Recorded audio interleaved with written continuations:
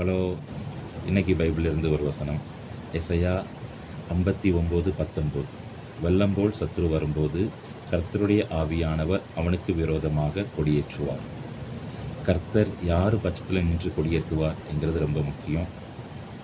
சங்கீதம் 60:4 சொல்லுது, இந்த வேதத்தின் படி கீழ்ப்படிந்து நடக்கிற பிள்ளைகளுக்கும் கர்த்தருக்கு பயப்படுற பிள்ளைகளுக்காகவும் கர்த்தர் கொடியேற்றுவார். இந்த நாட்களில் இந்த வேதத்தின்படி, இந்த சத்தியத்தின்படி நடந்து கர்த்தருக்கு பயந்து நீங்கள் நடப்பீர்களானால்,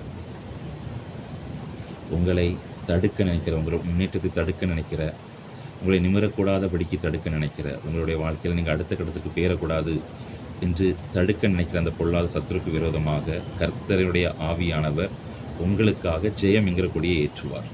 அந்த பொல்லாத சத்துரு உருகிற பனியைப் போல அழிந்து போவான். God bless. ஆமேன்.